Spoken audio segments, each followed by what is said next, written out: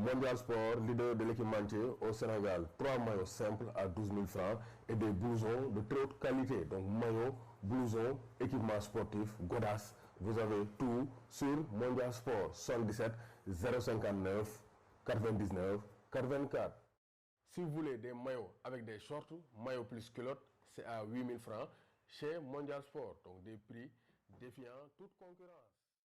Bonjour à tous et à tous, bonjour à tous les suiveurs et à tous les inconditionnels de Grégoire Omnisport. Dom Ndiaye, Warul Tit, Warul Ragal Gana Gueye au Paris Saint-Germain, ça commence à chauffer. Donc après la déclaration de Thomas Tuchel, Gana Gueye, il ne joue plus librement, dafa manquer confiance. Le disport.com donc gagne information tay, Gana pourrait être vendu cet été. Donc Gana Gueye, il se pourrait que mu quitte le Paris Saint-Germain s'il continue ses performances donc mitigé avec le Paris Saint-Germain. Donc selon la source, le directeur sportif Leonardo serait en passe de boucler la vente de l'ancien joueur d'Everton. Donc nous savons que Leonardo, il n'est pas un très grand fan. Il n'est pas un très grand fan de Gana Gueye parce que Thomas Tuchel a insisté pour nous dire de Gana Gueye. Gana, il doit se ressaisir, sinon Leonardo ne développe tout, peser sur la balance pour Monaco.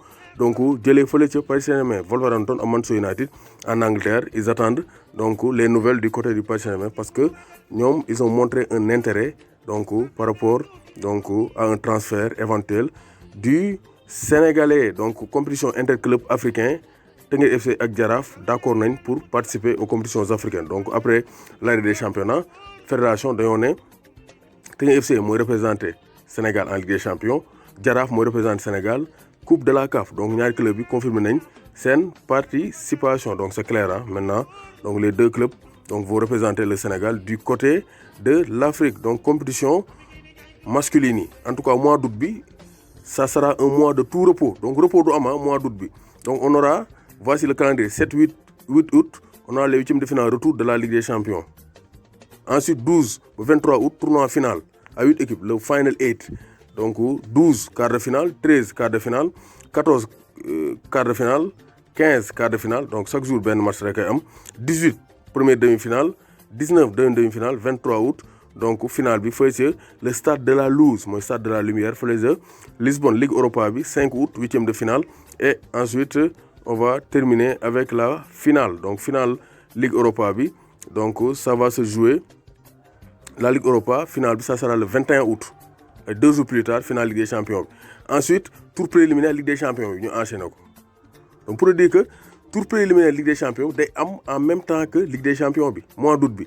8-11 tour préliminaire sur un match. 18-9 premier tour qualificatif. 25-26 août deuxième tour qualificatif.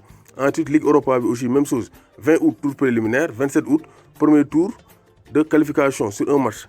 Ligue 1 française débuté le 21 août avec Marseille-Saint-Etienne 17h. 23 août on y a un match comme Dijon-Angers, Lille-Rennes, Monaco-Reims, Paris Saint-Germain Metz. Donc ñoo Ibrahima Niane Paris lay njëkk a dajel. Donc gis nañ ne vraiment ça sera donc un mois de football à ne pas rater. Donc mois de football bi dina neex ba rombu neex. Donc le mois d'août ne sera pas de tout repos donc en cette année 2021. Corona bi nak moko waral parce que corona bi donc avec donc les 3 mois d'arrêt actuellement gars amuñu temps, on va tout enchaîner. Donc AS Roma confirme nañ le départ de Smalling, donc du mën a égali la Ligue Europa. Antonio Conte média yu bëri dañoo ne day quitter l'Inter Milan, mu ne je vais me battre de toutes mes forces pour pouvoir faire de bons résultats avec l'Inter Milan. Donc Conte nee na demul dikkul. Donc Alexis Sanchez aussi demul dikkul, donc il va rester à l'Inter Milan. Donc il rejoint l'Inter Milan gratuitement.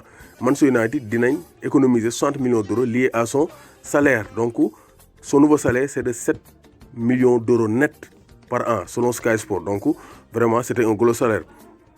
Italie, c'est un championnat qui va démarrer le 19 septembre, dire le 23 mai 2021. Inch'Allah, Inch'Allah, parce que rien n'est impossible. Donc Tottenham a été bien contacté par Milan AC. Donc Milan contacté nañ, donc selon The Guardian. Donc Tottenham, Milan contacté nañ ko pour recruter Serge Aurier. Donc Tottenham ñuy laaj donc 22 millions d'euros. Donc Antoine Griezmann a fait son retour ce week-end.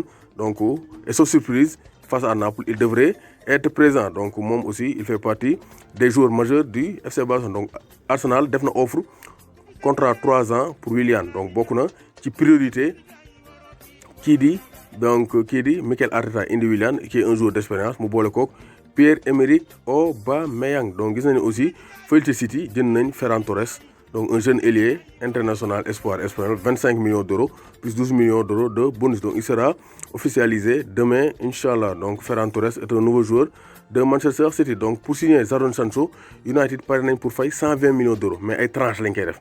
dañ koy def ay tranches 70 millions d'euros la ñuy fay ren ci été bi, 30 millions d'euros ñu fay ko 2021 et 20 millions d'euros 2022. Donc Dortmund ñoom d'accord nañ, mais nee nañ boucler transfert bi avant le 10 août. Donc c'est maintenant officiel, Jadon Sancho est un joueur de Manchester United. Voici les termes du contrat.